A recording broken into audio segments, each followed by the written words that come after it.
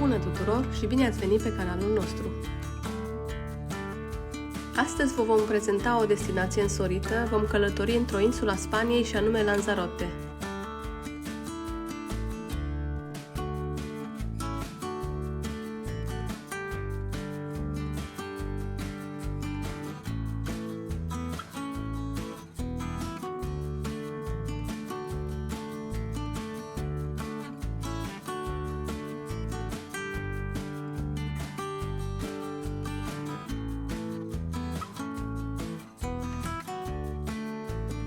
Această insulă se află în Oceanul Atlantic, la o distanță de 125 de km de țărmul Africii și face parte din arhipelagul insulelor Canare. Deși este o insulă mică, având doar 845 de km pătrați, are destul de multe de oferit.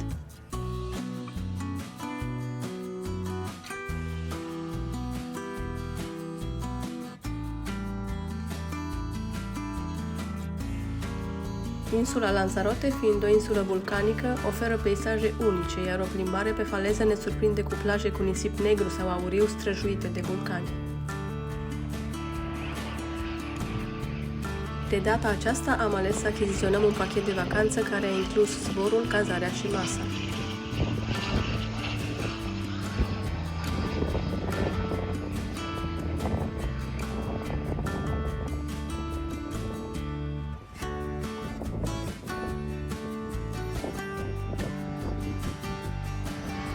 Cazarea noastră a fost peste drum de plajă și locația este foarte aproape de capitala insulei, Arrecife. Aeroportul este extrem de aproape, chiar în continuarea falezei.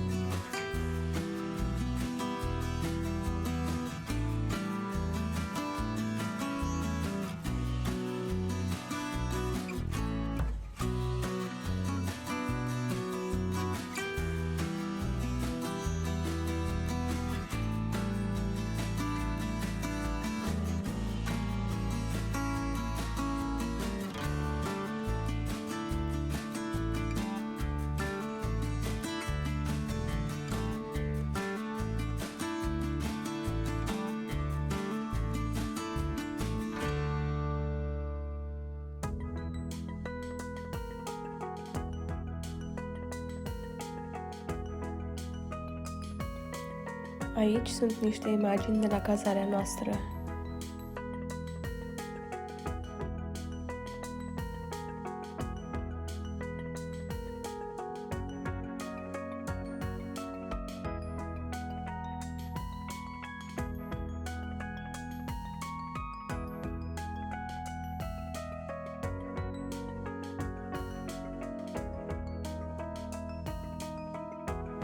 Și în această locație am ales să vizităm cam tot ce se poate vizita în câteva zile și pentru aceasta am închiriat o mașină.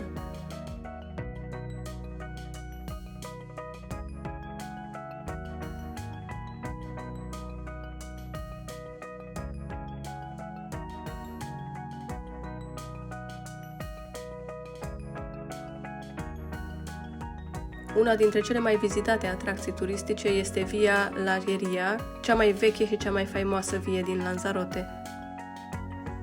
Cum poate o insulă atât de aridă precum Lanzarote să producă vinuri? Răspunsul este Gheria, o scobitură adâncă de câțiva metri în formă de con, excavată în straturile naturale de pietriș vulcanic și în centrul căreia este plantată o viță de vie, apoi se construiește un zid în formă de semirună în jurul viței de vie pentru a o proteja de vânt. Aceste scobituri perfecte, colorate în verde, ocru și negru, au ca rezultat un peisaj unic, aducând insula Lanzarote în patrimoniul UNESCO.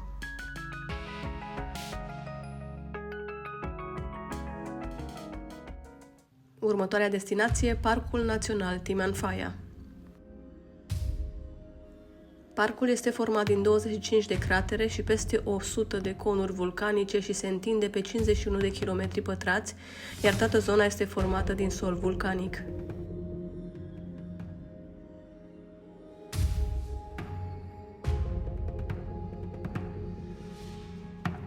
Cea mai mare parte a acestui parc s-a format în urma erupțiilor vulcanice aproape continue dintre anii 1730 și 1736.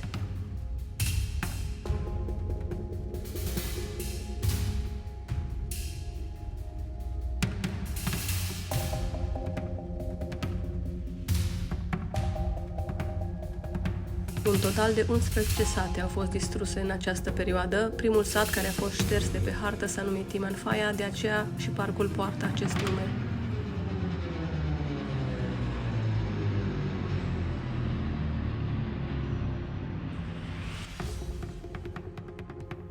Ultima erupție vulcanică a avut loc în 1824.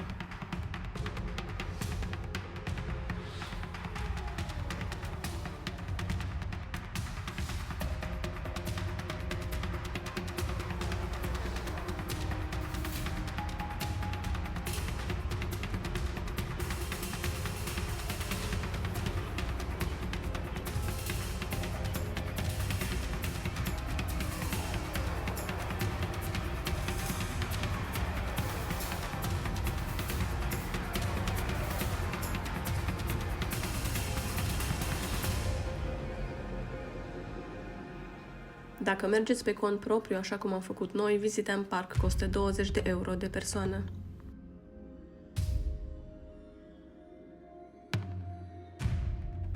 Vă recomandăm să ajungeți cât mai devreme pentru că timpul de așteptare pentru a intra în parcarea parcului este destul de lung, asta și pentru că autobuzele cu turiști au prioritate.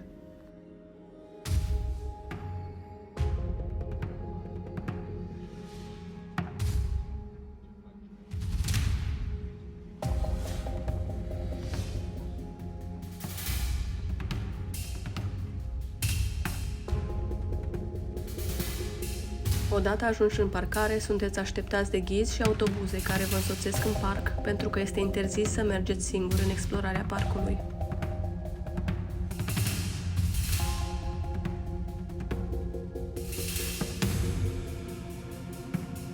Clima din acest parc este asemănătoare celei deșertice, unde diferența de temperatură între zi și noapte este de 20 de grade, ceea ce face ca animalele să nu poată supraviețui aici.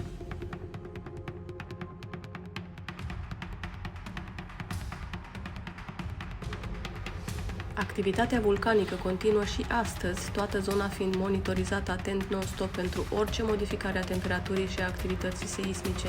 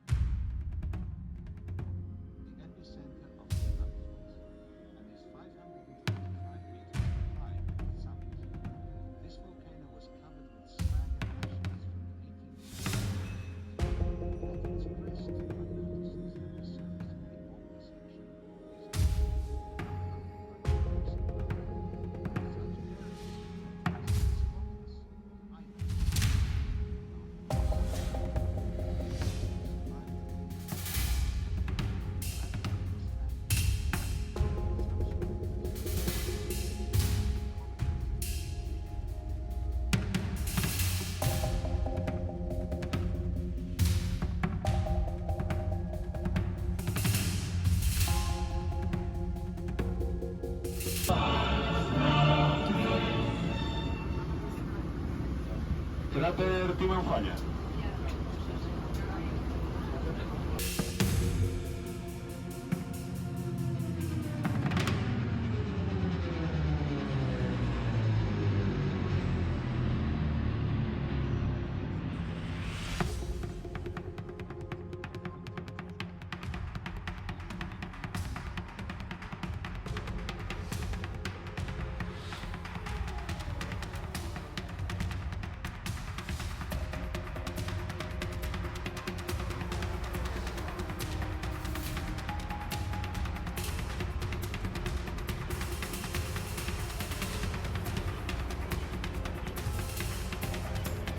Temperatura pe suprafața nucleului vulcanic este între 100 și 600 de grade la o adâncime de 13 metri.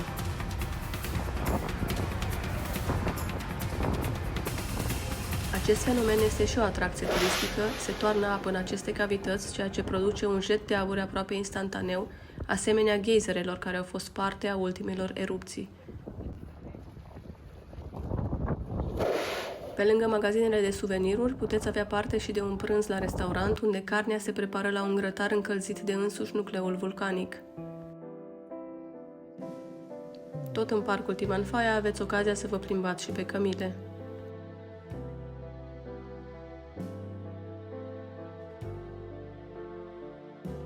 O altă minune naturală este Lago Verde. Lacul s-a format tot în urma erupțiilor din 1730 și ceea ce se vede este jumătate din crater, cealaltă jumătate fiind acoperită de ocean. Culoarea verde este dată de fitoplancton, dar și de diferite sulfuri și minerale prezente în apă. Lago Verde se află pe o plajă cu nisip negru, făcând ca peisajul contrastant să pară de pe altă lume. În apropierea acestui lac se află și El Golfo, un sat pescăresc încercuit de lavă.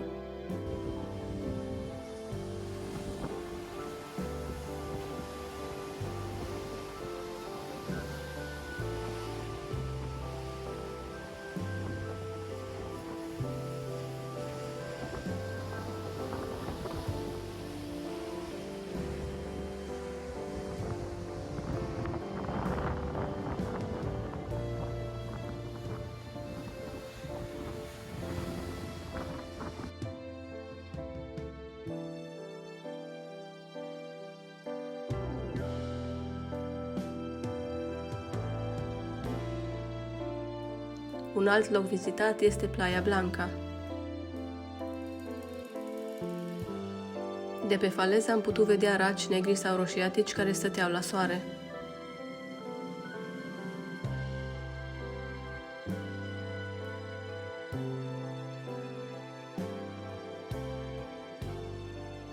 Aici este cel mai nou resort de pe insula Lanzarote și este locul de unde puteți lua feribotul pentru a vizita insula Fuerteventura.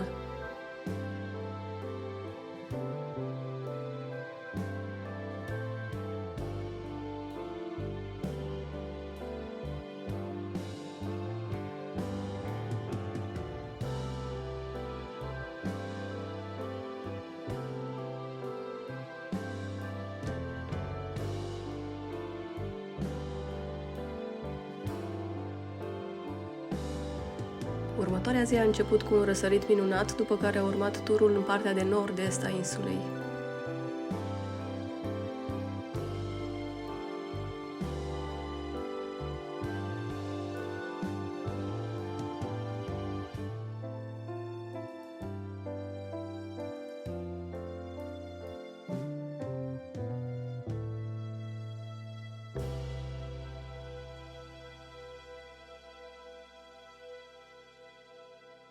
Primul obiectiv a fost Cueva de los Verde.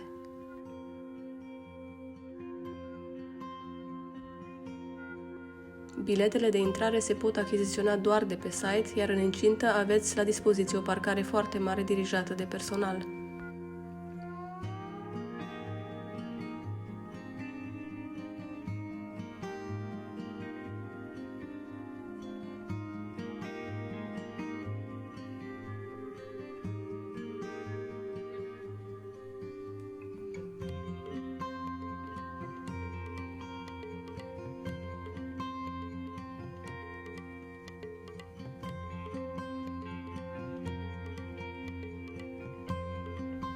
Această peșteră a fost formată în urmă cu 3000 de ani în urma erupțiilor vulcanului Monte Corona, oferind o priveliște uluitoare asupra modului în care lava s-a răcit și s-a solidificat de-a lungul secolelor, creând forme ciudate și pasaje misterioase.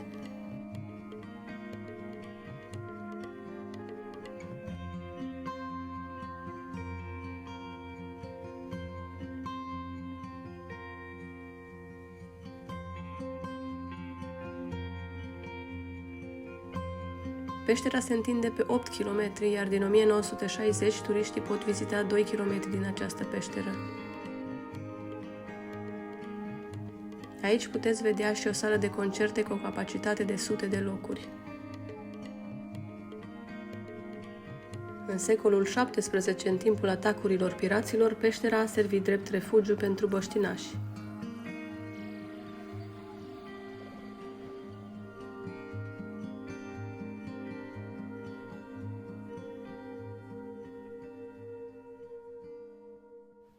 La 2 minute de mers cu mașina puteți vizita și Jameos del Agua.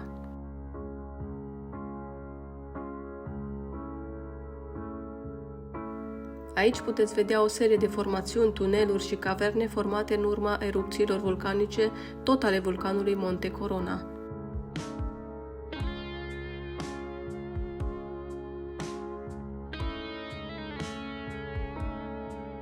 Jameos del Agua deține și un lac subteran sărat, restaurant, grădini, piscină, muzeu și auditoriu.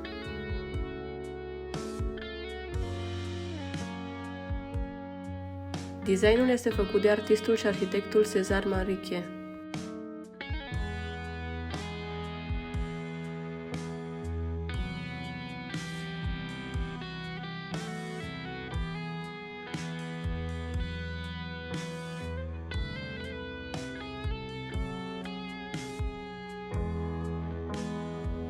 Și acest loc te îndeamnă la contemplarea unei atracții naturale formate aproape fără nicio intervenție umană.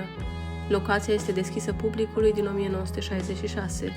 Ulterior, în incintă a fost deschis și un muzeu, Casa de los Volcanes, și un centru dedicat științei și vulcanologiei.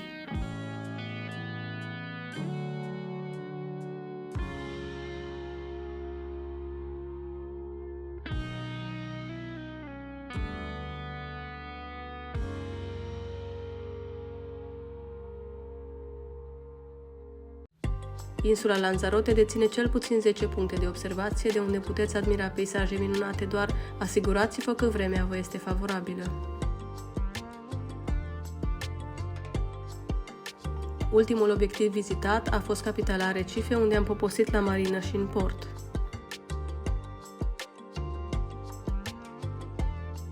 Lanzarote este o destinație pe care o recomandăm și unde ne-am reîntoarce oricând. Vremea este superbă și oamenii locului sunt primitori.